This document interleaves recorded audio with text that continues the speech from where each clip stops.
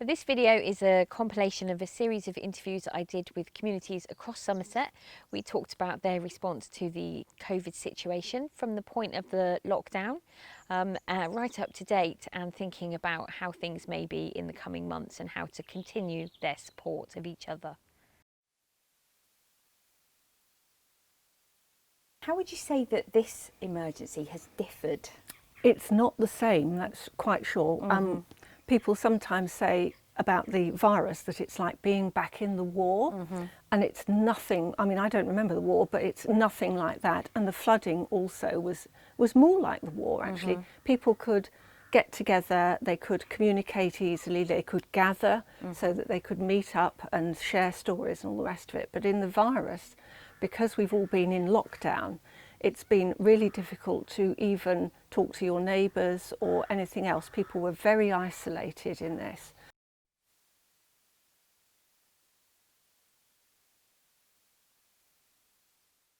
I'm the coordinator of Langport Cares.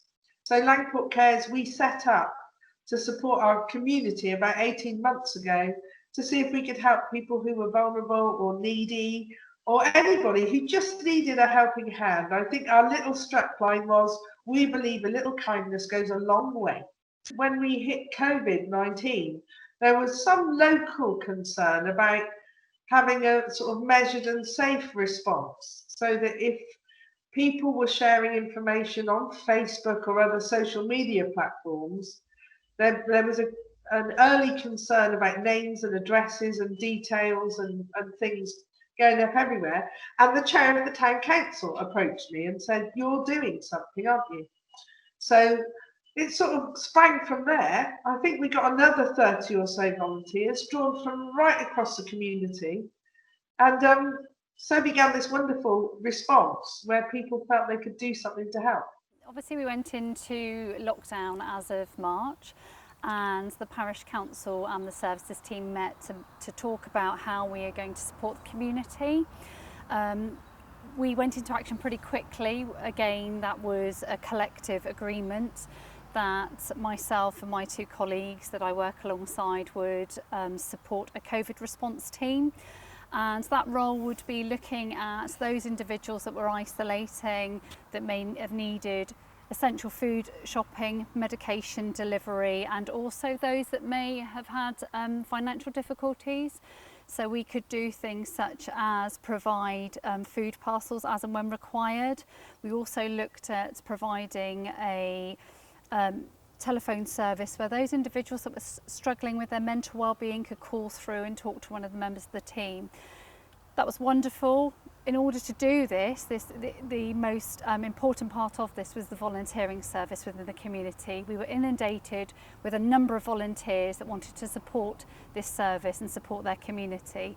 They've been absolutely integral part of this service. They have continued, and the service is still running now, to be able to deliver shopping, medical supplies to those in need. So we've been incredibly lucky with the community itself. It's stepped up more than enough to support those individuals. It was over a weekend. It was literally like that, bing. I think a lot of us just felt, right, we've got to do something.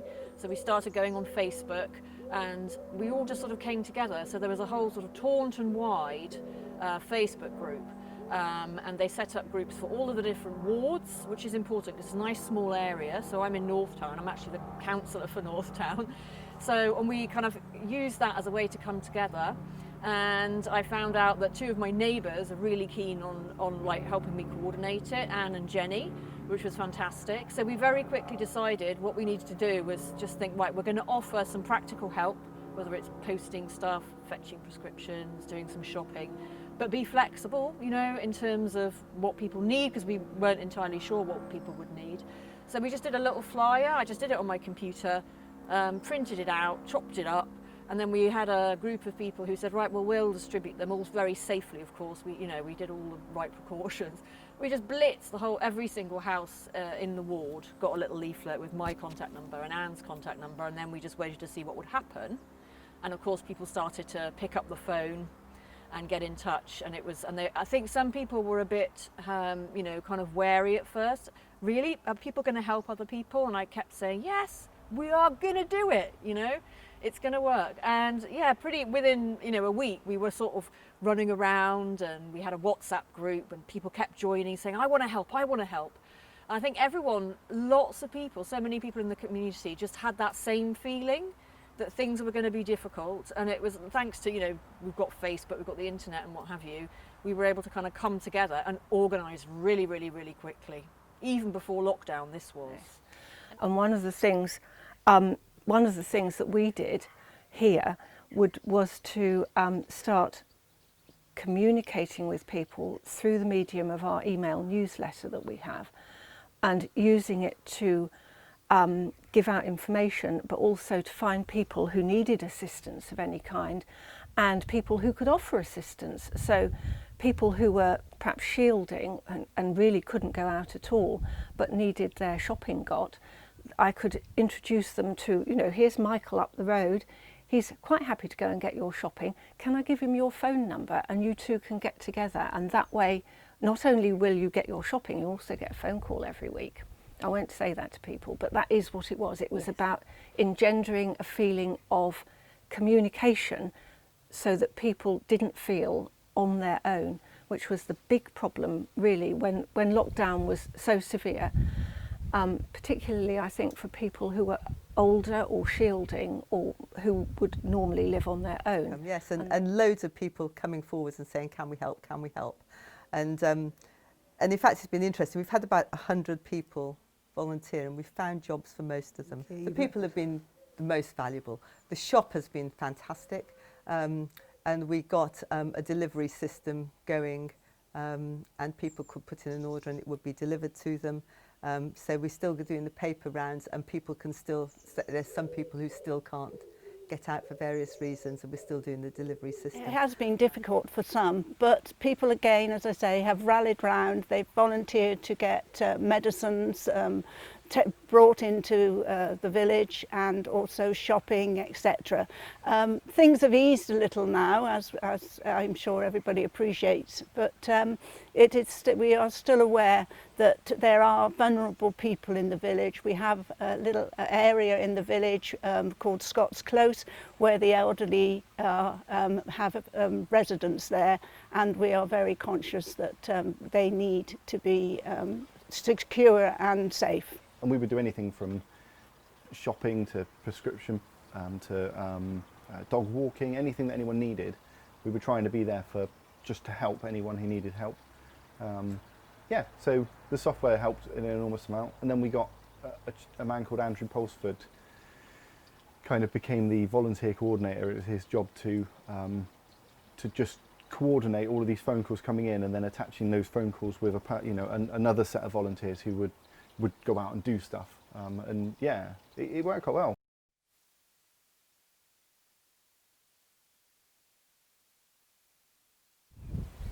So one of the key things that we've done in the village as a result of the village survey, people asked for a way in which we could communicate as a village, and we set up a WhatsApp group, and it started off with just a few messages, for example, or lane end is flooded, don't drive that way, or the flood sign is flipped, don't go that way. But slowly but surely it turned into a bit more of a community group. People saying, oh, I've lost my dog, or I've lost a parcel, or someone's curry delivery not being able to find them, and people through the WhatsApp directing the delivery driver to where it needed to go. And it turned into a much more community focused way of communicating, but also helping each other.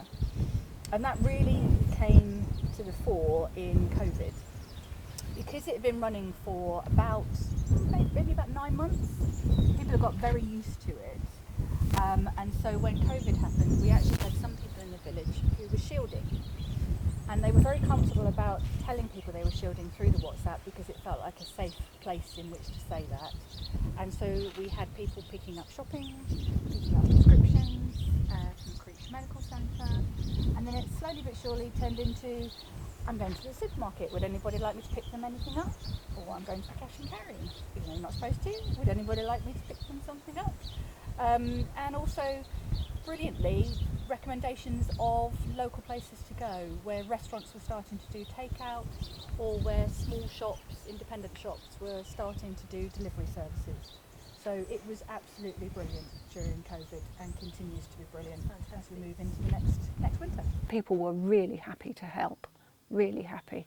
You know, they were saying, what can I do, what can I do? And so I was able to say, well, you know, if you spoke to Frida, who lives 3 doors down, you know, here's her phone number, because I've asked Frida already if I can give out her phone number. You know, you might be able to get her shopping or whatever, drop her milk off or get a paper. Somebody wanted the Saturday paper.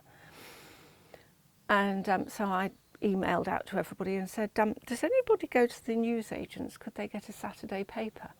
And about 4 people said, oh yes, I mean, I'm cycling to the newsagents every day for my exercise. I'll get a paper. And somebody else says, yes, we have the papers delivered, we can get a paper. And then lots of people were saying, how can we get a paper delivered? And I was able to give out the phone number of the people who deliver papers out here. And I'm sure they got lots of extra custom out of me saying, you can have my all papers delivered, ring this number. The great thing about it is we've got a telephone tree. The village is divided into small areas. Probably the biggest area has got a dozen houses in it. We've got people in charge of that area who are our eyes and ears, and they report back to us any problems they've got, and at the same time they receive emails and cascade them onto their little patch.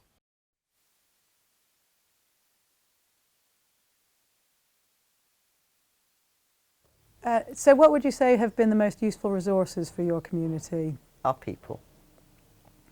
In the word, people. For us, I think it's been each other. Yes. Because we, one of the questions you asked me was, had we had any help from outside, authorities, charities, what have you? And not really. We've managed pretty much on our own. Had it not been for such a dedicated community, then I think it would be very difficult to run such an important service and meet the demands. You know, we were dealing with people on a regular basis daily. At one stage, the calls that we were receiving were back to back. The volunteers stepping up to the mark saying, you know, medication needs to be delivered on a Saturday, I'm happy to do that. And the same with the staffing team at times. So we had to field a lot of calls around mental well-being, which was incredibly difficult. But from this service, we've had lots of people step forward that now want to go on and volunteer for the parish council in other capacity, really. So those that want to become befrienders, and equally people have linked up with, if they did somebody shopping on a regular basis, have built up a relationship with that person.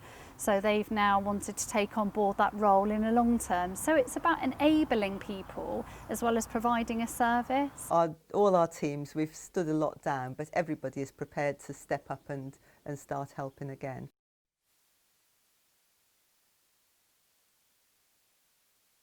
Well, there's a Somerset Good Neighbours scheme, which I think the Somerset Community Council have set up. And this is, I think it was partly to do with wanting or to enable groups like ours that set up because of the coronavirus pandemic, who were kind of wanting to continue, to give them some extra support to do that and encouragement to do that.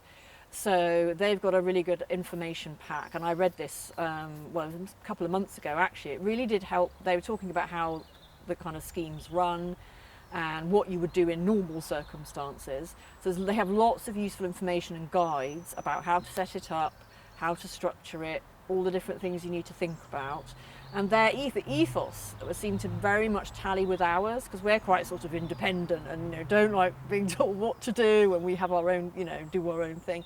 But their ethos of the Good Neighbours scheme was just, you know, just like us. It was just about people being neighbourly, about people giving support whenever they can, and about having, you know, that much better sense of community. So it's, you know, the Good Neighbours scheme is great because it gives you that overarching sort of network, as it were, that's there to give you peer support, practical advice. And it's great if we can get, you know, all, you know, all of Somerset ideally should have all the different localities. If we're all kind of like plugged plugged in that way, it means we really will be prepared for whatever happens. And I think there's so many crises and challenges ahead. I think putting that in place is really important.